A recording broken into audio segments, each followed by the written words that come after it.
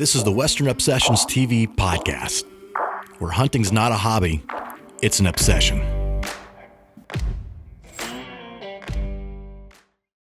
All right, guys, welcome to the Western Obsessions TV podcast. I'm your host, Kurt Belding. My guest today is Mark Peterson. Mark, I don't even know how to describe Mark, call him into the podcast. He's done so much. It literally might take me an hour to explain everything that Mark does, but Mark's an entrepreneur. He's a TV host. This podcast could literally probably go 5 hours, let alone the hour that it's scheduled to. But a lot of good stuff going on with Mark. Mark, good morning. How are you, man? Good. How are you doing? You're making me blush over here, though. It's too early to get blushing going on. Blushing is a good thing, man. You're doing a lot of cool stuff, man. And I'll definitely jump into at some point, like, how are you doing it all, right? Because Mark travels like 2/3 of the year hunting. Yeah, I'm on the road. You're on the road a lot, and it's a lot, and we'll definitely jump into how you pull all that off. I'm sure all my listeners are wanting to know, okay, how do you do that? But let's jump in. I want to jump right into like the meat and potatoes of stuff, and then we'll jump into kind of some logistics stuff. Okay. I want to call Mark. Mark is like the king of slams. Mark has accomplished a ton of slams hunting, and you're doing a ton of slams all at the same time. Tell me about some of these slams that you've accomplished, Mark. Yeah, I mean, to start with on the slam, because it's different, right? Everybody knows of a few slams that are out there, and I kind of started all of this. I guess I started way back when without even knowing what I was doing. But it really started with the Upland Slam, and I was laying there in bed one day and just thinking of something, how to be different. And I just got done reading a book called The Upland Odyssey. And it was about this guy and his dogs. And over the course of, I think it was 10 years, he went out and he shot 20 upland species all across North America. And I'd grown up bird hunting my whole life. That's what got me into it, following my dad and so forth. And that was sticking in my mind. And at the time I was just like, man, I just want to do something different on TV, right? Like everything's been done so many times again, so many turkeys coming in, whitetail, the same thing. Whitetails in Iowa, I get it. They're great. They're big. Same thing as Kansas. But how many times can you see that on a year? And I was looking for something to stand out and just be different. And at that time in 2018, I had never done an upland hunt on any of the linear TV shows that I did or on digital, right? Because they just don't view well. They're not the same thing as a big deer. You'll get a niche group that will watch an upland hunt. So of this passion of mine, which was probably the main reason why I got into hunting and loving it, and I'd never been able to do it since I've called hunting my job. I was laying there and my dog Arrow was next to me, and I looked over and I said, you know what?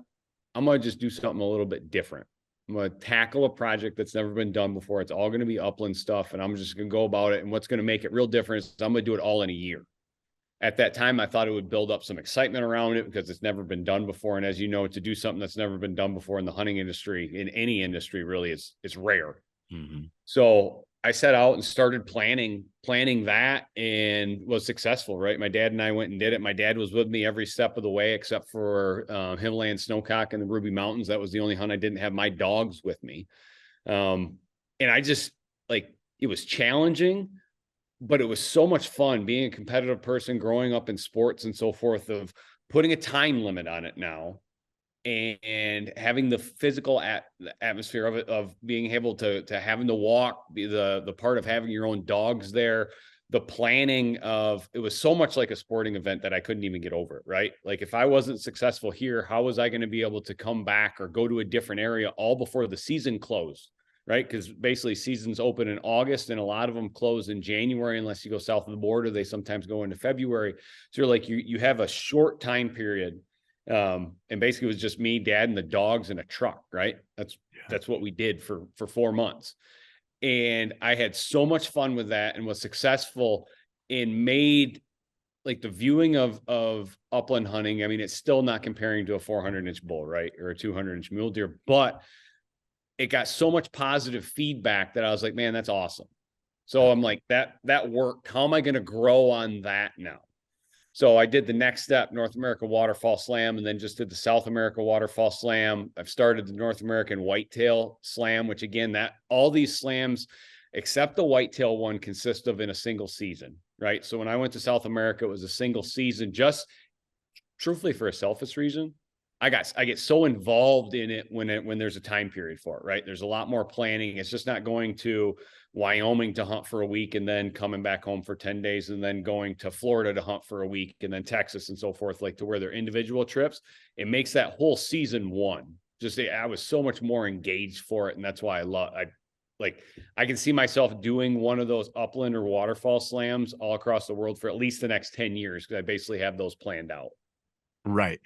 Yeah. And okay, so you've done the upland slam, the North American waterfowl, South America waterfowl, and I know you've done the sheep slam. What Yep. other slams have you accomplished, Mark? So yeah, so on the slam, like the North America 29, I'm working on all that one 3 times, right? With my rifle, with my bow, and with my muzzleloader. So that's one like as I plan throughout the year, right? Again, it's just not planning different locations, it's planning with a purpose.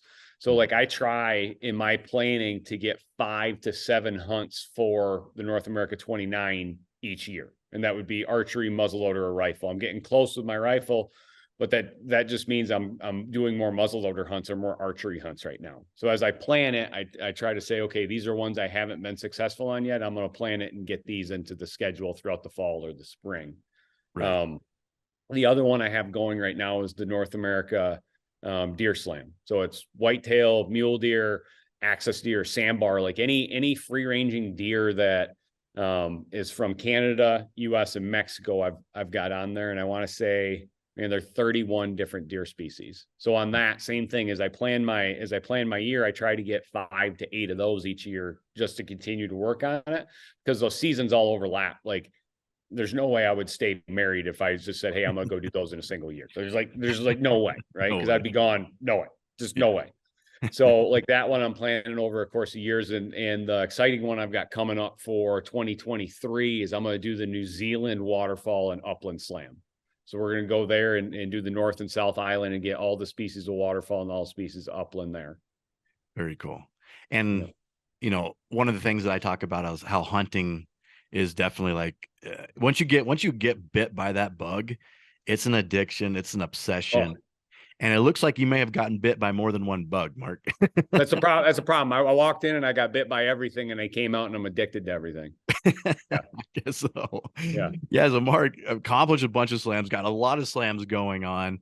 Let's back all the way up since now, all right, we hit the meat and potatoes of what you got going on. Let's go back to like childhood. How'd you get into hunting? How did this become such a passion? Yeah. So my dad, I mean, grew up in West Coast of Michigan here. I was born in 83. So in my early years here in this part of Michigan, I mean, deer hunting and turkey hunting wasn't anything, right? So if you went out deer hunting, I'd go out with my dad when I would be 5 or 6, 7. If we saw 1 or 2 deer, it was a successful trip out. So it wasn't every year we're going to shoot a buck or shoot a doe. It was just going out and seeing a deer was very impressive. But what we did have is we had some really good grouse and woodcock hunting. So when the woodcock flight comes through this part of Michigan, it's pretty special for about 10 or 12 days. Mm-hmm. And we always had bird dogs. So I grew up walking behind English setters and my dad, right? And it's a good way for a youth hunter to go, because I mean, you're basically tight now that I'm a parent, you're basically tiring your kid out at the same time as you're bringing them out there. They can be loud walking behind you. They can do whatever. If they want to take a break, they can take a break. It's like one of the best ways. Plus you get to watch a dog. So at an early age, I was watching our family dog point grouse. And at that time, the habitat here was perfect. So there were lots of grouse. Woodcock hold tight. So I just remember being about my dad's waist, watching him walk in on a bird and me being right there by his side and it flushing up and watching our setter go and retrieve it. And that growing up with the bird dog in the house, I mean, it still goes. I've got bird dogs in my house right now. I think I always will, right? Like it's a pet, which we love having dogs in our house as pets. But at the same time, like that dog leaves the house and all of a sudden it's a working dog. Mm-hmm. And to watch what that dog can accomplish in the field is just something special. So that's what I grew up doing, still love today. Like I love upland hunting probably more than anything, especially watching my dogs work. So that got me into hunting. And then all of a sudden, as you know, growing up and into sports, time comes into a little bit of confusion. And then through high school sports, and then in the fall, I'd get to hunt as much as I can, but it was college is when it really hit. So sports were done for me. I had an injury on my foot that I couldn't continue on into college. So sports were done. So now all of a sudden, I mean, my first class in college was 10 a.m. and I was done at 3, right? And I very quickly learned not to schedule classes on Fridays so I could come back home. And all of a sudden now I'm hunting 3 days through the weekend, right? I'd come home on Thursday. I'd be able to hunt Friday, Saturday, Sunday. I wouldn't even have to go back to school till Mondays to get there on time. So I had 3 full days. So that now all of a sudden it included, that's when I got into bow hunting and got that addiction, right? Because deer hunting started to improve around here. And it was just one of those things during rifle season, like you could see them from a distance, but it was so much like you saw it. Now I got to shoot. During archery, it was like, man, I get to see it. I didn't have a shot and I learned so much. Right. So now I caught myself juggling on weekends of archery, deer hunting, waterfowl hunting, goose hunting, upland hunting. And a lot of times I'd do it all in the same day, right? Like I'd start waterfowl hunting in the morning. I'd have my dog in the truck. So after that, I'd go upland hunting and then I'd just turn right in to go archery hunting. I was literally hunting 3 full days. School would just, I mean, I deal with that during 4 days, but that's what really got it for me, right? Like that was where I could spend serious time in learning by myself in the field, of where it really got addictive to where like, man, do I really need to go to class on a Thursday or can I just boogie home because the rut's on, right? Like that established it. Continue on, like graduated college, went into our family business here. We're farm oriented, right? So we're busy during the summer. Fruit trees was our thing. So basically June, July, August, September, October are the busy times. I would get off as much as I could in October to start archery hunting and so forth. And my dad and I would always do a trip to North Dakota to go bird hunting for a week every year. That was kind of ours. We went with our bird dogs and so forth. And it just, I mean, like a lot of people, the more you get in the field, the more I wanted to be in the field. The more I tried something new, the more I wanted to try new, right? Like I still haven't found anything in hunting that I was like, man, I don't like that. I don't want to do that again. It's always, man, that was awesome. I want to do that again, but now I want to do it even a little bit more remote or more harder or go to a different spot with it. Yeah. Or challenge yourself in a different way for that hunt. Yeah. Yeah. So the bug bit you very early. And that's, I had a similar upbringing as far as like getting into hunting with my dad and my mom. And I think that's where a lot of guys will get into hunting, but we've seen a lot of what's called adult onset hunters now that did not grow up with family hunting. And the barrier of entry for an adult to come in and all of a sudden start hunting is pretty dang steep, man. So what's your thoughts on that? Any advice to guys that like might want to, or girls that might want to start hunting as an adult? So the barriers of hunting as an adult, right? It's not just the learning curve, right? Because if you're coming in as an adult, you may have had somebody in your family that hunted, but most likely it wasn't your immediate family member, right? It wasn't your mom or your dad. Could have been your grandpa, but your grandpa may have lived somewhere else. So you don't have, there's one, it's the learning curve, right? And let's face it, guys and ladies, when they get in their 20s or 30s or whatever age they want to go and try to do something, they're worried that they're not going to look the part. They're worried that they're going to get embarrassed because they don't know. So that's in my mind, that's one of the biggest. The other one is generally, if you don't grow up with somebody hunting, it's tough to know where to start land wise. Yeah. Right. Like, even though I may want to go and I've got a bow or whatever, and I got a tree stand and I looked at all the YouTube stuff, where do I go? Like, I never had that early. Like, I look at how we hunted a ton of state land, we hunted private land, and you just kind of learn along the way of how to approach landowners to get access, where on state land to go, because you've hunted so much of it. So now all of a sudden you're looking at an older person or an older adult, right, in your 20s, 30s, 40s, 50s, whatever it is. And you just have all these things that you have to overcome and kind of learn as you go. And a lot of the times it's just so daunting, right? Like, you don't have anybody to help you. It's so daunting that it turns a lot of people off. They want to do it, but it's just, man, there's so many things that they don't know. They don't even know where to start. Yeah. And I'm seeing a lot of that where I get hit up quite often with, guys my age or younger or even older that are getting into it. And you're right. They have a bow or they have a weapon of some sort. They've been shooting and target practicing, but they have no clue where to go, how to do it. And, but I think it's great that we're actually seeing that on the adult onset hunters, and we're seeing a really big boom in female hunters too. So we need that for the future of hunting. And speaking of future of hunting, you're very big into conservation. Let's take that and run with that a little bit. What are some things that you're doing recently or have done in the past? Yeah, so I mean the big one, this will be the first time I've ever talked about it. Is WTA is going to start her own foundation, and it's solely based on conservation work. And what does that mean? It doesn't mean we're going to bury ourselves in a hole and just work with ourselves. I've always been a believer since I got in the hunting industry that, you know what, there needs to be a group that works with everybody. Like Wild Sheep's over here, Rocky Mountain Elk Foundation's over here, Turkey Foundation's over here, SCI's over here, Dallas Safari Club, right? Everybody plays in their own sandbox. And I just sat there, and for the longest time, I'm like, man, just imagine if all these groups actually came together and worked as one for the common good, right? So as part of what we do, conservation for future generations, our main cause, but we're 100% going to work with all the other organizations on projects, right? So what does that mean? That's land restoration. That's youth hunting development skills with certain ones. That's turkey research, like we're working on one right now with the Department of Fish and Game in Kentucky on banding turkeys, right? Because there's a turkey decline there, and they want to figure out how far these turkeys are moving and what's causing the issues. So we're working with the state there and just bringing a lot of projects like that to life. The beauty, as you know, at WTA is we have a film production crew, right? We can bring these things to life, and it's not a written article. It's tough in a written article for hunters to sit there and go, man, what's the cause? What do we need to do here? I look at the benefit of how we're setting up our foundation, and the work that we're going to do is we can bring it to light. We can bring it to video, right? We can bring it to a 2-minute clip of seeing what it is and telling the story through video, which in today's world is just a lot easier for people to understand than having to sit down and read an article. Absolutely. I'm not a big reader, I'm which not either. plays right into my lack of spelling ability. I'm a terrible speller. I didn't read much. But I Listen, would don't much get me going on my spelling. It's bad.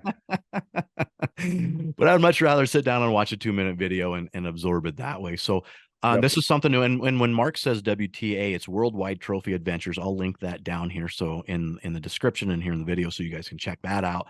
And how me and Mark have kind of crossed paths is Mark hired me to do some digital marketing for Worldwide Trophy Adventures. So I'm very grateful for that. And for me, what's really cool about that is I still get to do everything that I love to do, as far as like the flexibility that's offered there and all the hunting. And now I actually have a big edge of education that I'm getting from WTA and all the trips that they do. It's amazing. You guys have to check it out. I'll link it right here, but a lot of cool stuff from WTA. So this, what's the name of the foundation again, Mark? Well, WTA's Guardian Alliance Foundation. Okay. Yep. And I know that's something pretty new that you're rolling out. It's up and running though, right? Like, what can we expect from it? We've got our first projects going. We'll really have our first marketing material out come June or July. We're fundraising on the backside, right? Because everything in conservation costs money. All these projects that we're working on cost money. Yep. So we're fundraising. We've got a 3-year rollout plan as far as fundraising happens for it, but our project started well before what the fundraising is. So underneath WTA, we actually have, for a lot of people, we have 15 different businesses under WTA, and a lot of people don't see that, and necessarily we don't need them to see that, right? Like you see WTA as what it is. But each of those, so when we go through and budget each year, which is we're in budget season right now. So I've been looking at accounting information for the last week, right? Like that's nobody thinks about me and goes, man, I bet he's reviewing some P&Ls with his accounting department, right? Like that's the last thing people think about. Like he just woke up and he went on a hunt today. No, listen, I'm a normal dude. I gotta knock out the P&Ls just like everybody else. But we budgeted from all of our companies, right? We budgeted in all of our budgets to give money to our foundation. We're the number one funder of our foundation, and will always be, right? We'll take outside fundraising, but we as a company just decided, you know what? We have enough say and enough space in our industry. We need to be the leader, right? Like I want my kids to be able to enjoy what I did right now.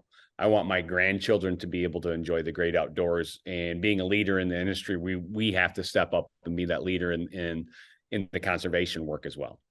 Yeah, that is huge for me. I mean, you see a lot of nonprofits, and I think typically, I don't know a lot about nonprofits, but from what I see is it's the revenue is generated from outside the nonprofit, and that's how the nonprofit runs and works. But to be the lead revenue generating, company for the nonprofit as yourself, I think that's very cool. That's like definitely a stand up move right there. Yeah. And this is one, it's different, right? It's not, we didn't do this for notoriety. We did it because we believe it's the right thing for us to do in our position. Right. Yeah. I look at WTA as being the leader in the industry in what we do. I look at the outfitters that fall underneath it as being the best in class. I look at the companies that WTA owns and operates in the outdoor space as being cutting edge and being at the top of their market. Right. So if we're there, we need to then do our part and help the conservation, because that's what really makes this whole thing go, right? Like it's Absolutely. land, it's conservation, it's education. Like hunters have to stay together. It's all these things.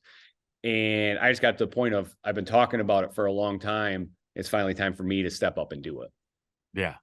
Well, I know you've been doing it for a long time, but like now to actually create the nonprofit, and you're a lot like me, as if I have an idea and I think about something, I typically just do it myself, Mm-hmm. create it Yep. myself. So Yep. I know that Yep. entrepreneur bug is similar between the two of us. Did you see the Arizona statewide tag just get sold for $725,000? Yeah. I mean, listen, that stuff is always going to, I keep telling myself there's got to be a max, right? Well, each year that max just keeps getting broken. And I went into this show season of going, it'll be interesting, because last year it was COVID money, right? Like that's how I looked at it. Like we had highs, but it was like right during the middle of COVID, and it seemed like everybody just had more money. Right. This year I'm like, okay, that COVID money's gone. That the economic feel of boom isn't quite the same. We've got inflation knocking on the door, and I'm like, my mind's telling me tag prices are going to be a little bit lower this year. Nope, I was wrong. Didn't have anything to do with it. Yeah. You know that I feel like the industry, obviously the industry is always changing, but I have a feel, growing up, I grew up in Nebraska, whitetail hunting, pheasant hunting, upland hunting, like you did. Mhm. And it seemed like all I had to do is go knock on a farmer's door, and they're like, yeah, go shoot them all. They're eating my corn. But the game has changed quite a bit where that's not the case anymore. And it continues to change. In my feel of the hunting industry, becoming quite a bit of a money game, which is nothing wrong with it. What's your feel from when you were a kid to where the hunting industry now is? What big changes do you feel, Mark? It's 100%, right? It's a money game. But you look at it. Okay, so let's break down landowners. Okay, so a landowner in Nebraska, that's a farmer, right? Mhm. So I look, that farmer is 100% trying to get as much revenue as he can off his land every single year, because that's how he makes his living. Yep. And it's just grown. 30 years ago, he was letting guys come on to hunt pheasants, right? Because there was no money in it. Well, as the money's come, right, because there's a high demand for it, I look at it as he has to charge, right? Because he's trying to get the biggest bang for his buck on what his resource is, which is his land. So it's corn or whatever he's planting that year, he's got to get a kickback on that. But if he can get more on leasing it for hunting, man, he's got to, right? Yeah. Like that's his living. I look at it, he's got to. And it's crazy to think, right? There's so much more demand for the land and the resources in the hunting than there are actually opportunities. Like you break apart sheep, right? Like why are sheep tags up north getting higher and higher and higher and higher every year? Yes, cost of operating has gone dramatically up, right? The cost of a flight in, the cost of a guide, the cost of keeping a horse around. Like if you think about, so we own, between our area and the Yukon and Colorado, like, man, we own 70 horses. Did I ever think I was going to own 70 horses in my life? I didn't. I don't even like horses, right? Like I look at them as kind of a pain, but for hunting, you need them. Yeah. So we have 70 horses. I can tell you the cost to keep 70 horses around all year is not inexpensive, right? But it's the only way for us to operate in our areas. Yeah. So we keep them around, and that cost keeps going up every year. So you're like that, but then the demand. So there are only so many dull sheep tags a year. There are only so many stone sheep tags a year. And the guys that want to do it, they go and do it. And there's like our areas we're booked out 4 or 5 years now on our sheep hunts. Yep. And it's just one of those things. There's more demand than there is actual access for those hunts. And same thing is becoming true down in the lower 48, and not just big game animals. There are more people that want to go pheasant hunting that would lease ground than there is available ground to lease. Like that's right. Crazy. Even here in Michigan, like there are a couple of my buddies that are looking for a whitetail spot to lease, and they just can't find one, right? You can find land, but you're like, it's an open 60-acre field with nowhere to not even a tree on. Like, I'm not going to lease plowed that field. Yeah. But like all the semi-decent archery spots or whitetail spots here are gone. Like they're gone, and the person that has that lease is never getting rid of it. Right. Yeah. Yeah, I'm experiencing the same thing. I'm trying to lease something here in the Midwest, Nebraska, Kansas, whitetail, but in so the statistics say that the number of hunters are in decline, and I don't know if those are accurate or not, but to me it does not seem that way, and it seems that maybe like the hunters that are out there are just hunting way more. What do you think about that? That's what I would think it is, right? So the number of hunters here in Michigan for November 15th, our opening day of rifle season, used to have 700 and some thousand people hunting. We always joke that we were the largest standing militia on November 15th is here in Michigan. And that number's gone down, right? We're I think it was in the high 400s or whatever it is. But I think a lot of those people were ones that would have bought a license and maybe only hunted a day or two. And the hunters now are ones like, man, it's a 15-day season. I'm going to hunt 15 days. Yeah. Or the archery guys of, man, it's a 60 or so day season. I'm going to hunt as many days as possible, not just go out for a weekend. Right. Well, I agree with you. I think the hunter now not only is hunting more in his own state, but now is traveling to other states and getting as much hunting in as possible. So that demand on everything has gone way up, and which is great for conservation still again. It sucks if you're trying to find a lease in Nebraska and Kansas and can't find one. Yeah. Well, I like the thing is, I think I know it. So my county here in Michigan, we have just under 10,000 people, right? My hometown has 2,300 people in it. I kid you not, I know 15 different people from my hometown that go out to Nebraska to hunt, that lease ground out there to go. And they'll go out for their week or 2 weeks or whatever it is. They get their vacation and drive out there. Yeah. Yeah. I think so too. I think that's the case. And which is great. You know, more people hunting, the better for conservation, and just don't hunt where I hunt and we'll be all right. That's the common. Listen, I'm the last one in. I closed the door behind me. You guys can't come in after I'm here. That's exactly right. Yep. So Mark, you're on the road a lot. You're in the field a lot. I think you said about, 2/3 of the year on the road. How do you pull that off financially? Let's talk about like what you do as an entrepreneur, and then we'll get into how do you pull that off as a husband and a dad. But let's start with entrepreneurship. You want to start with the easy one first on how I fund it, right? Yeah. So on all these things, like, so you always hear people on how do you get to hunt if you're on TV, right? Well, I'm on a TV show. Well, that only covers a fraction of what the costs are and the partners that you have involved in that, right? So as I looked man, why am I doing this? I couldn't imagine doing anything else with my life besides doing this, right? Like I live the dream each and every day. If I'm not in the field hunting, I'm talking about hunting like today. So what else would I rather do today, right? There's nothing else. If I can't be in the field today, I'd rather talk about hunting.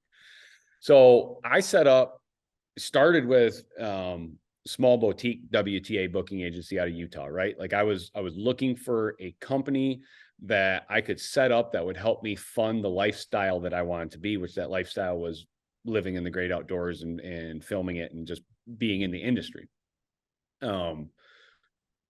Fast forward a little bit, we were able to acquire Cabela's Outdoor Adventure and Tags, which instantly made us the largest adventure agency in the world, right? So it's a team that's based out of Sydney, which came with it a wealth of knowledge, like Jason Berger, all those guys, Eric Pollock, like you've seen him, Travis Baker, those guys are amazing, right? It just fast forwarded me light speed ahead of the learning curve, right? Because these guys, I think they had a total of 200 and some years in the industry, that wealth of knowledge that just came.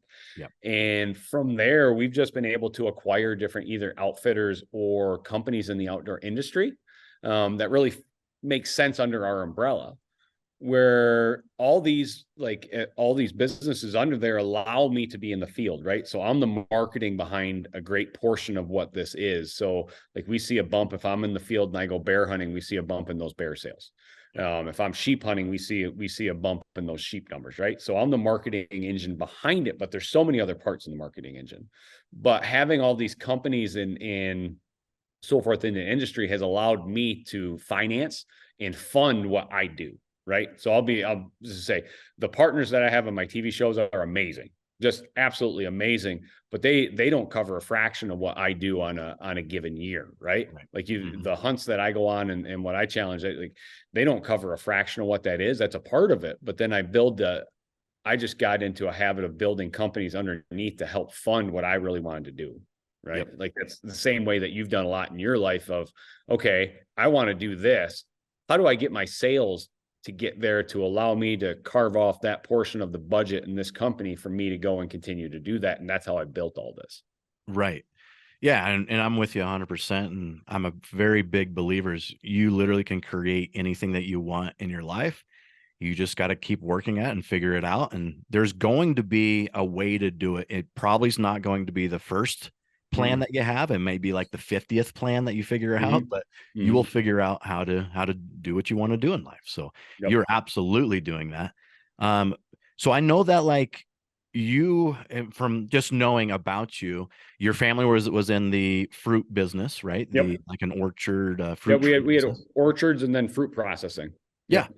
And Yep. that's you started there. Tell me about that transition from the family business to what you're doing now. Yep. Yep. So, I mean, you've heard this from farmers all matter if you're doing cows, horses, fruit trees, right? Like if you grow up in a farming family, you don't start work at 16 or 18, you start work at 7. Right. Yeah, And that was the same thing for me. Like my mom can look back and find the timesheets of when I was mowing orchards. And I look back and I was 8. And I'm like, really? You had me driving a Massey Ferguson at 8? Like, can you imagine that in today's world? Like I look at my kids and I'm like, no, like that can't happen. But times were different in the 80s and 90s, right? Like they were. they just were. That's what you grew up doing. Yeah. So I grew up, and my dad was a big believer of I needed to learn every part of the business. Right. Same thing for my brother and sister too. We needed to learn every part. So that started on the farm of mowing, spraying, harvesting. Right. It was trimming. You had to learn everything there. And then when we transitioned over into our processing facilities, I needed to learn receiving, shipping, all the processing all the way through maintenance. Right. Like minor electrical, but like electrical, I needed to be able to know everything in the plant to properly run it, to where I was really what my passion was and what I was being groomed for is to be the production manager. VP of production was my title at our family's company for 10 years from when I graduated college until I transitioned away from our family business into the outdoor world.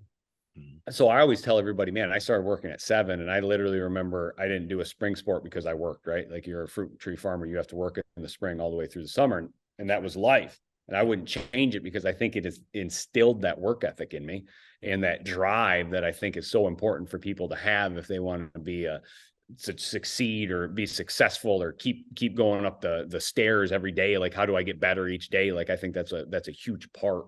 I also coach right now, and that's a big thing. Like I see youth or I see people just give up probably too easy, right? Like don't give up on that. Like that's one you can fight through and you fight through that. Now you can conquer the next battle and you get through that one. Now all of a sudden you've grown this mindset of realizing, man, I may get stopped here, but that's not stopping me permanently. Right. Like I can keep through that. Yeah. Anyway, I got off on a side tangent there. So, so through that, like I worked all the positions, graduated college, became VP of operations. We had 5 facilities, just under 1,000 employees, right? We weren't small by any stretch of the imagination. Right. We had a construction crew, electrical crew, automation. We had bulldozers. I mean, you name it, we had it. Right. And that all fell underneath me. So I did that. So my work days or my work weeks basically consisted of 60 to 80 hours, right? During the summer, it was 100-hour work weeks. And I had never known anything else. So as you go through your 20s and get to your late 20s, you're like, man, I do this.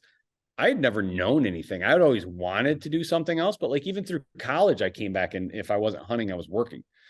So you're like, it's got to that point of, yeah, I don't think this is what I want to do my whole life. Like this was my parents' dream and they built it to this great company that it is today. I just don't know if that's what I wanted to do. And this is where you hear horror stories in family businesses, right? Like one of the siblings wants to transition away. Yep. And I will stress again, my parents and especially my dad did everything possibly for me to transition away from the family company and go into an industry that I wanted to. right? Like he maintained the relationship with my brother and sister who are still active in the family company, with both my parents, and helped me get on my two feet. Now, when I went to the hunting industry, I thought I knew what I wanted to do.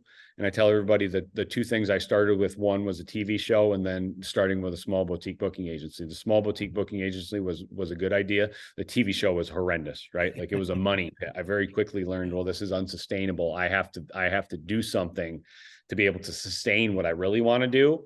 And that's where it just became this putting your head down and how do I develop this in the hunting industry? Because none of these things that WTA has done has ever been done before in the history of the hunting industry. No company has grown like we have, or grown in the avenues that we have. And once I found out, we kind of had this model of, man, we're successful in this, right? Like, our clients have a great time and keep coming back because we're doing it right. And it just allowed us to spin. We grow from one company to a second company. We can rinse and repeat. And we've got this model down to where we can go and do this and acquire different areas or different concessions and so forth and operate them. And we're fortunate because the way we operate, you don't have to cut corners that others may have to just because of financial reasons, right? Like, if I'm an individual and I want to go and get a hunting concession up north, it costs a lot of money. It does. The cost of operation. It's just like a house. I got to figure out, or a car, I got to figure out how to pay off that thing as quick as I can, to where we go in and we have this model now to where we don't need to do that. So from day one, we've got the best equipment, best guides, best horses, best airplane, like, logistics are done. And you've seen the guys in the office, that stuff behind the scenes, like, there's nobody that can compete with us. So we've separated ourselves from the competition in this, which allows us to even grow faster. Right.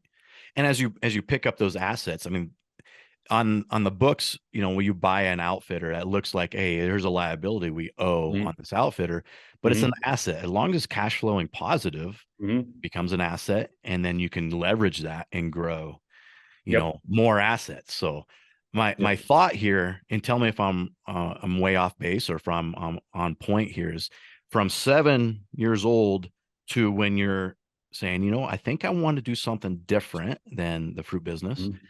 That structure and foundation, I would say, led to the success you're having now of learning each system in that fruit business. I'm assuming you probably do the same thing with every asset that you acquire, is instead of, I'm assuming you're like, hey, I'm going to pick this outfitter up or this whatever you're buying.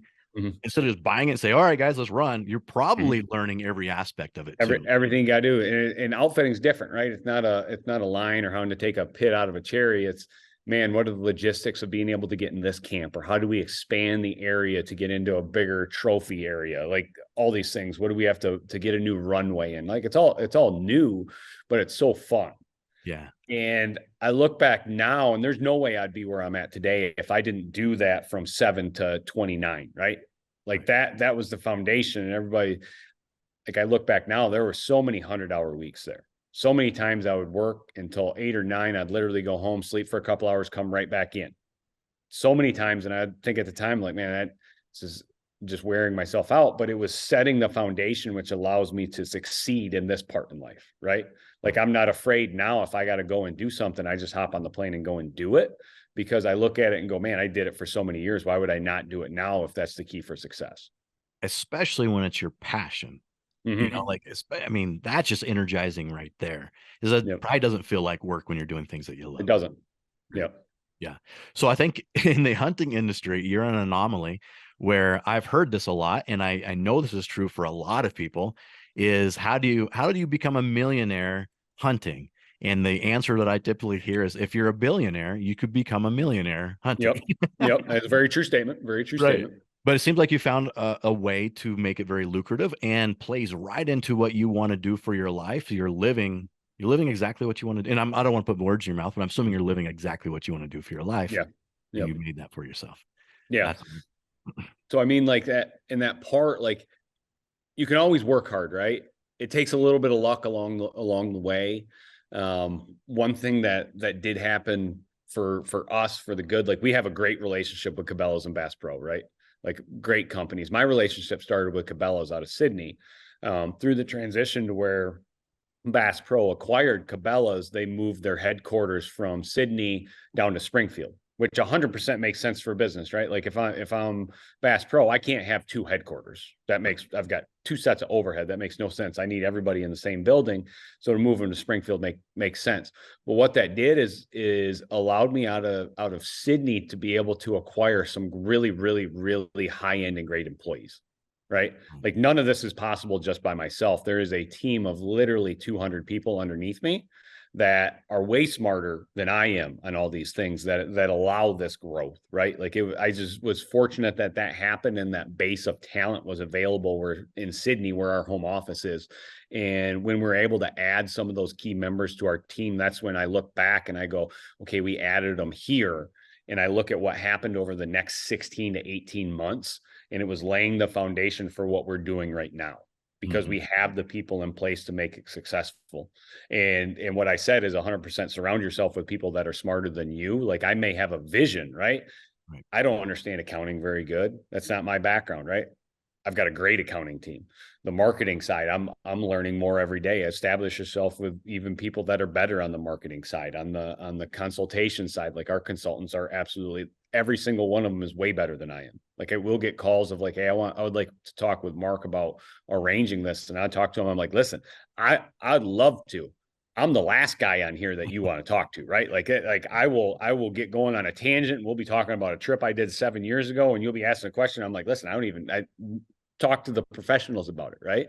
Like everywhere, all the way through, just been able to add great people and you get those people in place and you watch how the growth has happened and it's fun to watch now, right? Like we're in the growth mode. We did that work for 5-6 years. And now the last couple of years has been so fun because we're just in this massive growth mode. And it's all because of the employees that are on board that allow it. Right. Which leads right into, and especially as you grow, that means more people. As you acquire more outfitters or more businesses, that means more people. Yep. So like understanding and knowing and being a people game. It's a people game. Yeah. And we got to do. Yeah. And a lot, and in the outdoor world, especially, right? And on hunting, it's a people game. If you go with an outfitter, you got to rely on the outfitter and the guide and the cook and so forth in the field. But a lot of business is a people game. Like you can say it's not, but it really is a people game, no matter if it's manufacturing or what it is. Yep. Absolutely. It comes down to the people. And speaking of people, speaking of childhood labor, let's lead into your family, Mark. I know you have kids and you're married and you're able to do all this and be gone 2/3 of the year and not get a divorce. Yeah. Tell me how you pull all this off. I have a amazing wife is what it comes down to. So like that, and don't get me wrong. I mean, when I started this, there was definitely learning curves on both sides, right? Like me being gone for such a long stretch. But what I very quickly learned is when I'm home, right? I drop my kids off at school, I pick them up. During COVID, I like had the epiphany of like, holy smokes, this is the longest I had ever sat at home in 8 years at the time, right? Like you're there and you're like, all of a sudden I'm looking at my kids, I'm like, man, my son graduates in 3 years. He's out of the house. And then all of a sudden, 3 years after he's gone, my middle daughter does. And 3 years after she's gone, my youngest does. Now all of a sudden I'm staring at my wife across the table all the time. And you're like, yikes, well, that's going to go quick. So that's when I kind of made a change. Like I started coaching here just as a way to relate with my kids and be around them all the time. So that's why in the fall and the winter, I'm not traveling as much, but in the spring and summer, I'm finding stuff to do in early fall because I'm here coaching, right? I coach in our middle school here for my daughter, and I coach at our high school here. Girls basketball of all things for anybody that's wondering. And it's been awesome. Like I've been closer to my kids because, growing up in sports, there's so many important life lessons that happen on a court, but even more so after that event's over and in the truck, right? We've got a 20-minute drive from the gym to my house. And I remember tough conversations. I remember great conversations. I remember anywhere in between the conversations that's happened, and the relationship that's grown with my kids has just been one that I can't take back. But at the same time, my kids realize and my wife realizes, hey, what I do for work, and truly understand, like, yeah, I could go and do something else for work that I'd be home, but it's not like they see how happy my work makes me. Yep. And what it provides for the family. And they're like, man, it's just this way. Everybody's got to figure it out, right? Like I'm always changing dates on my trips because something will come up and I want to be part of the family experience to do that. But I look at those and I'm like, man, 6 years, it's an empty house. My kids will be at college, and then you're moving on to that next stage and it's going to go quick. but yeah, I mean, I wouldn't be able to do anything of what I do if I didn't have my wife's support and my kids' support behind me. Absolutely. And you said something that I think I definitely want to point out and really hit home here is when you're home, you're home. Mm-hmm. And I think a lot of people that don't travel, when they're home, they're not home. They're on Exactly. their cell phones, they're preoccupied. Maybe they're still kind of working in their head, but they're kind of checked out. They're not really with the family.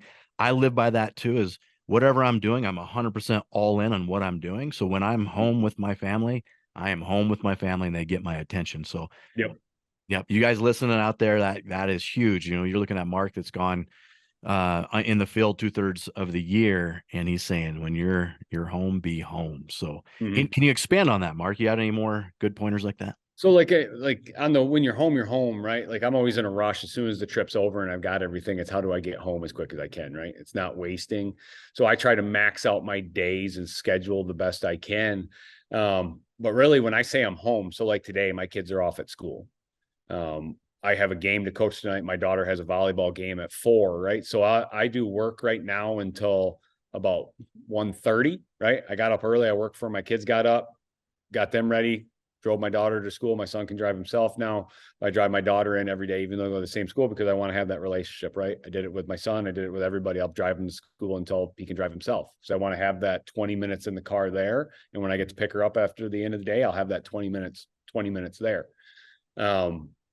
But yeah, that's when I work. And then I work out every day. I've gotten this habit of working out early afternoon just before I take off from the house. I don't know why. That's just better for me. Like I've tried the early morning. It's not as good. My mind's clear early morning. I can get a lot of work done, right? Like I always tell everybody, if your mind's clear, I can get more work done in the first 2 hours of the day than I can the last 6 hours of the day. So Right. use that while your mind's fresh. I use that for work or work out midday, get the body going. And then the afternoons this time of year, I'm usually in the gym for anywhere from 2 to 4 hours, right? Depends if I've got one practice or two practice, or if we have a game. On a game day like tonight, my daughter will have volleyball, then she'll come over because she keeps all the stats for my team. She'll come over and keep the stats, and then we'll be home tonight at 10 o'clock, right? And then we rinse and repeat tomorrow. Yeah. Yeah, that's fantastic. And one thing that I noticed, and I think your daughter's the same age as my daughter's 13, Yep. is even though like I like hanging out with my daughter and I want to spend some time with her, dad's not cool anymore. So like, Oh yeah, hey, that's definitely, yeah, no, it's, how's your day? It's fine. How was basketball? Fine. And like she's yep, preoccupied with what she wants to do, hanging out with her friends, talking to her friends, or whatever she's doing. But I take her hunting a few times each year, and I really enjoy yeah, that. And what I really enjoy is like getting outside of cell service and where she has to talk to me, and that's the yep, best time ever. Just having yep. great conversations. And does all your kids like to hunt, Mark, or is it just So your I daughter? have, yep. So I have three. Oldest son is 17. My middle daughter's 15, and then Shelly, my youngest, is 13. So they all grew up the same way, right? This is the crazy thing. Like you hear, they all grew up the same way. They all hunted at a very, very early age. And Shelly's the only one out of the three that truly enjoys it and loves it, right? Mhm. The other two show up for deer camp every year. They like the atmosphere over there. They'll come and sit for a day or two. They have no interest in actually having the rifle. They just want to sit and be with dad or be in the field and do that. But so out of three kids, all grown up the same, had the same experiences, had the same opportunities. My youngest is the one that, kind of got the hunting bug. Yeah. But then I look at my dad and my mom. I had two siblings, right? Same thing, two sons and a daughter. We all grew up the same exact way. And out of the three of us, there was one that it bit, right? Like it was me, and then it's my youngest daughter. Yep. Yep. Yeah. That's cool. And then that's it's kind of strange how that happens. Is you're right, like exact same atmosphere, same DNA. Mhm. One catches and the other ones haven't. Yep. And I tell everybody this. I'm like, I know a lot of parents want their kids to be hunters, right? Like I want to get them in the field. And I'm the same way. Like I'd love to hunt with Shelly 40 days a year. It's unrealistic in today's world for her between school and sports. Mhm. So if I can get out with Shelly 10 to 12 days a year, I look at that as a success. Two of those would be trips, usually down to Kentucky, or now we're trying to take one. Like last year, we did an antelope hunt. This year we're going to do a bison hunt. Like it's a short window hunt that you can go and do, and then we hunt around here for youth season and deer season. But if you can get your kid out for 10 to 12 days, like you're winning, especially because she's busy this week. She literally has sports 6 of the 7 days. Holy cow. And it's just like, okay, on Sunday, she's like, I want to sleep in. I'm like, listen, I'd want to sleep in too, because I go back and remember what it was like being 13. I could sleep until 1 or 2 in the afternoon without even blinking an eye. Yeah. Yeah. Yeah. And that's, life is really busy, especially here in sports, but I agree with you. I think sports teaches you so much. And Mm-hmm. you're right. That talk after the game, you learn a lot about life with those Mm-hmm. talks after the game too. Yep. You had slipped in there, your workouts. Yeah. Yeah. You work out on a daily basis here. Fitness is a big part of my life. It's always Mhm. been, especially from sports in high school to college and I do a lot of fitness stuff. Tell me about your workouts, Mark. What do you do? Yeah. So like I'm one that wishes I could go back and truly understand when I was in high school how much I should have worked out and not just taking for granted of what I could do at the time. Like Yeah. the difference between, I told you I got hurt my senior year, right? I Right. broke my fifth metatarsal. And if anybody remembers Grant Hill, when he went through all of his foot problems when he was with the Suns, I had the same thing. So that fifth metatarsal is that one on the outside of your foot. And it's a bugger. Once you fracture it, I've fractured it numerous times before. Um, I look back now, I'm like, man, if I would have just trained differently, I wouldn't even have had that issue. I would have been built different. So now I look at it, and I've always worked out through the years, but as I'm almost 40 now, I'm months away from turning 40. You're like, now's I lose it. If I don't work out today, I'm losing a day I can't get back. Right. Because I want longevity in my life. I want to live healthy. I want to look good.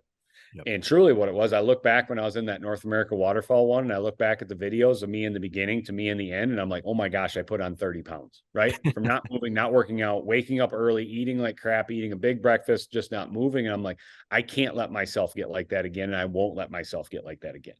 So I'm into weightlifting right now, pretty big. I do a lot of cardio too, but the weightlifting, it's kind of been drilled in my head the last couple of years from my trainer and my doctor. Like, you have to put muscle on now so you can maintain that muscle as you get older, because it will reduce so many different health issues that you'll have, and it'll keep you so much healthier, because you can't go in 60 and try to put muscle on, right? Right. Put it on now, then maintain that muscle, because it'll keep your bones better, your body healthier. So that's just been ingrained in me. And that's what I'm trying to do, is just put on and maintain muscle. I love cardio because I love that burnout feeling. I love just being there out of breath, because you know what it means? It means tomorrow I can go farther than what I did today. And it relates so much for being in the field, on a mountain, upland hunting, whatever it is. If I'm there, I do not want to be the one in the field that goes, I need to take a break, or I can't go any farther. That's not me when I hit the field. I need it to be somebody else in my group that says that. Right. Yeah, I'm with you 100%. And obviously your doctor is correct. As we get older, our hormones don't produce as much. We don't hold Mhm. as much muscle. So that's great. And I think we had talked before. I was on your podcast, and we talked about the guys that I took hunting, and they were 70 years old and was doing great.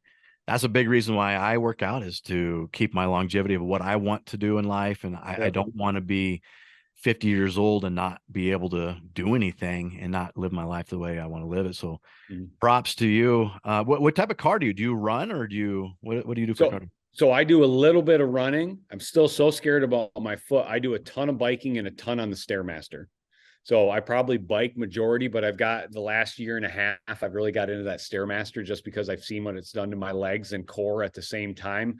And I mean, during the spring and summer, I live right on the sand dunes here. So I hike a ton, right? Because I want to get my leg muscles going for what it's like in the field. During the winter, it's -10 out here or whatever it is. Like, I'm on the Stairmaster just because it's a good translation of me climbing a mountain. Yeah. Does your foot bother you when you're on those more backpacking kind of long hiking hunts? It's just sore, like it's got that scar tissue, right? Like, I'm the old dude that if it gets cold, my foot hurts. Yeah. I'm also, so I don't think I told anybody this. The first filmed hunt I did was in a sheep hunt in Alberta. Horrendous one to start on. Like, just looking back, it was just bad. Low odds, like everything was bad. I had a stress fracture in my foot when I filmed that hunt. I've had 2 times in my filming that I've had stress fractures that have gone on while I've been in the field. Oh And man. that's just where now I'm like, okay, it's just mechanics now, right? Like, I've got to work my leg muscles to make sure that my feet are in balance, not to do that again. And ever since I've started doing that, like, I've been healthier. I haven't had as many injuries and so forth. I just feel better. Yeah. I mean, working out and staying active and fit, just there's so much positivity to all of it. One of the biggest Mhm. thing that's not looked at or underrated is mental toughness. I was going to say the mind. The Yep. mind, man. Yeah. So when you're like, you're doing those cardio and you're burning or you're weightlifting and you're going to failures, like that mental toughness that which applies to everything in life, Mhm. entrepreneurship, hunting, everything. So that's And something. that workout gets the endorphins going. And it's something about that hour and a half I work out. I come up with some of my best ideas during that hour to hour and a half. I've got a board in my gym just with a dry erase marker that I sit there. And if I come up with something, I just go on that board and I just jot it down. I can't tell you how many times I've looked at that board and just been working on projects like the foundation. I came up with the idea of the foundation, what I wanted to do with it, the projects underneath it, how I want it to be shaped, how the fundraising. Like I did all that while I was working out over the course of a month. Like I just had it on this board and you just start drawing and you come back to it and you sit there and think and you come back the next day and you're like, where was I at when I was doing this? And you just start going, all of a sudden you've got it developed right there. All because I want to say when I'm working out, like my mind's going so much better too. So like you got that early morning, but then during that workout, I get a second charge. Well, and your mind's not split in a million different ways. You're working out, focusing on one thing instead of 30, and then you can actually, yeah, be Get it done. creative. Yeah. Yep. Yeah. Yep. So, yeah, I think fitness is great. So Mark, I know we hit your meat and potatoes. We hit Mhm. where you came from, how'd you got to be where you're at today. Tell me your future. What do we got in the future? So future, man, as far as WTA, we're going to continue to expand, right? That's in my nature. That's the person I am, entrepreneurial. We'll look at different things, be it outfitters or products in the outdoor industry. We always have, it seems like any point in time, we have 5 or 6 projects that we're working on. Some stick to the board and we run with it. Some don't.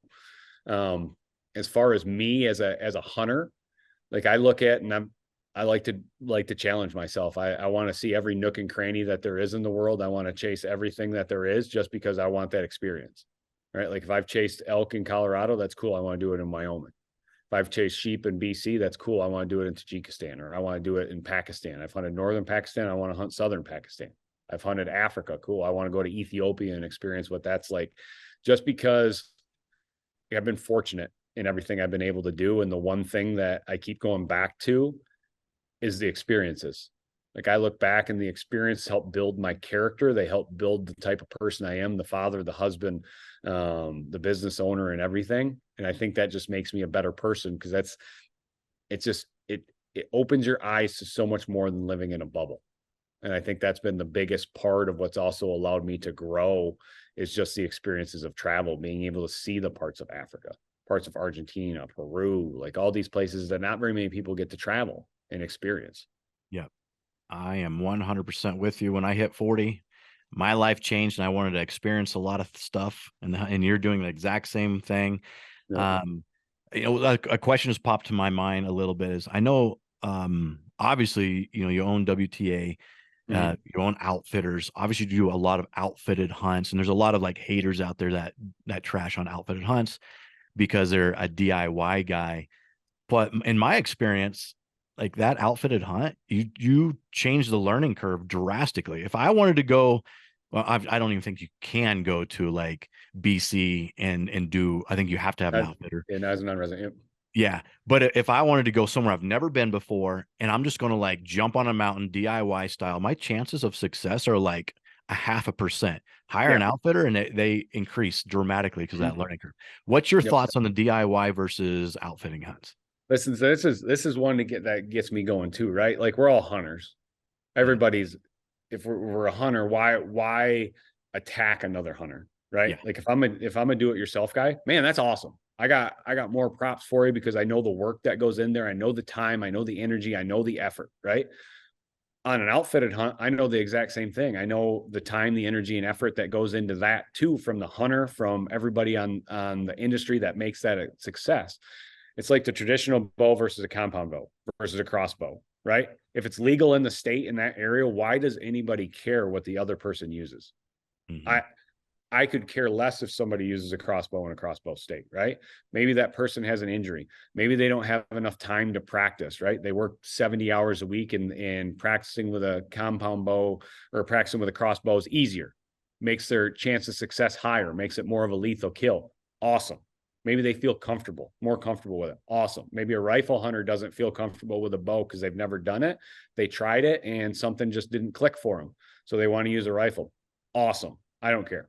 Right. Like that's the thing. Don't start fighting with each other on the outfitted versus do it yourself, right? Like I've done both. I've done both numerous times. I've done a do it yourself moose hunt in Alaska. I've done do it yourself upland hunts all over, do it yourself elk hunts, mule deer hunts, whitetail hunts, you name it, right? And I've been on outfitted hunts. Just because you go on an outfitted hunt doesn't guarantee success. Right. What it does is it puts all the things in your favor, right? Like you're going with somebody that has knowledge of the area, which is the biggest thing to overcome. And if you have a time restraint, which a lot of us do as you get older. So it's this curve of, do I have the financially, can I go on an outfitted hunt, right? Because I have that money, but I don't have the time with the job that I do, or with the kids and the family, that I can't go and do a do-it-yourself hunt and be gone for 14 days. Or that chance, it's just maxing it out, right? So there's this point in everybody's life to where, okay, maybe a do-it-yourself guy, but you know what, 10 years from now, something may change. You may be an outfit guy, or you may be an outfitted guy that loves to just hunt. So you go with an outfitter here and you do it yourself here, to where everybody's hunting. It's all being done the same way, right? Like once you hit the field, you're carrying your rifle the same way, you're carrying your bow the same way, you're approaching the stalk the same way. So you're doing it the same way. Why does it matter if you're a do-it-yourself guy or if you're somebody that goes with an outfitter? Yep. I agree. Absolutely. And I'm with you on, our industry I've been in a lot of different types of industries, and so have you. The hunting industry is the only industry that I've really see a lot of guys and girls trashing each other out quite a bit. And it's less now, I think, because of, some interest that we've had to bond together, whether it be a mountain lion season or wolves or whatever. It's less, but I've seen that quite a bit. And my thought here is, depends on what experience you want to have. If you don't care that much about, if your experience is, I want to get to a mountain and be alone, and I don't care that how high a success rate I have, if I'm seeing animals, great, DIY all day long. You're getting the experience that you want to have. But if you want to have a higher success and make that learning curve less steep, that's the outfitted hunt, because the guys that you hire know the area really well. That's my 2 cents on it. Yeah. Yep. And one thing to add to that too, where a lot of that hate comes on social media, I think a lot of people need to look at where some of that stuff originates, right? Like anti-hunting groups are smart on how they attack hunters. And I think if people do a little bit of research, which I have, you can look to see where a lot of these attacks come from, or not from hunters, right? Hunters pile on the bandwagon, but they originate from anti-hunting groups that know how to attack groups upon groups and create this infighting. If you look at the world, I think we've seen that happen at the bigger stage, and it's 100% happening in the hunting and fishing space as well. Wow, interesting. I never looked at it like that. I never dug in that deep to say someone's poking a bear and then watching the fight. What's the number one way, right? Like, so if you come at us and say, I'm going to take your guns, no, we unite. Everybody's together. Even if I'm an archery guy, no, you're not taking the guns because I believe the Second Amendment right. So if they've tried the front on force of just saying that doesn't work, I'm going to close a hunting season down. No, everybody unites. So how I look at it is, they've learned to say, okay, as a group, they're strong, but as individual groups, they're weak. So how do I take it and I get this group to fight this group and this group to fight this group? And they don't even realize, you know what? They're fighting each other. They don't even realize where it started from. Yeah. That's the crazy thing, because that's where I go back and I'll say the same thing. If you're legally hunting, I don't care what weapon you use, where you're hunting, if you're with an outfitter, by yourself, with your grandpa, with your grandma, with your mom, it doesn't matter. I don't care, right? I'm happy that you're in the field and I'll help you any way that you can. Anybody that has an issue with somebody because they're on an outfitted hunt or because they're using a crossbow, like you need to really question of why do I have a problem with that? Where did that come from, that feeling, right? And then all of a sudden, like I started looking, I'm like, where does this come from? Like, why? And you get these messages, right? Like all these groups will start putting out these messages and start attacking a person or attacking a season or attacking something like that. And you're like, that didn't start from within the hunting industry. That started outside the hunting industry. And you started to get people to pile on the bandwagon because they thought a group in the hunting industry started that, and they're with that so-called group. God, that's so good, Mark. I can't believe I haven't seen that or like picked that out. Man, that's I could definitely see that happening and happening a lot. It's a very smart strategy for anybody that wants to really cause turmoil in any industry. Yep, exactly. It is. And it happens in every industry too. It happens in, I mean, look at the politics in the US, right? Oh, yeah. Nothing more on a grander stage. You look at what happens there and it comes right back down. Yeah. That's great. Well, Mark, anything what do we got going on? Anything you want to point out for the listeners that I have listening here on this podcast? Anything you got going on or anything new? No, I mean, well, I've got a busy year coming up here. It'll really start in April, heading to Ethiopia and then followed up with New Zealand in the Waterfall and Upland Slam right after that. Then I'm off to Azerbaijan in June to go after a tur, which is everything I've researched. I haven't done it yet, but it's one of the top 5 most physical hunts that you can do in the world. So I'm looking forward to that one. I mean, I've got a busy fall, I'll be all over the world again.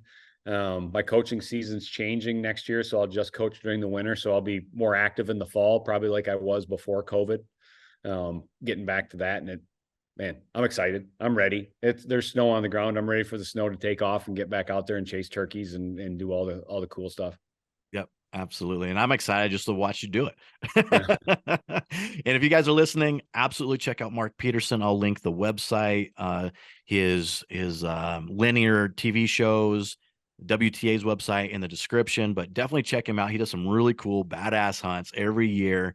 And you guys got to follow and just see what he's doing. So Mark, thanks for being on my podcast, man. I really appreciate you.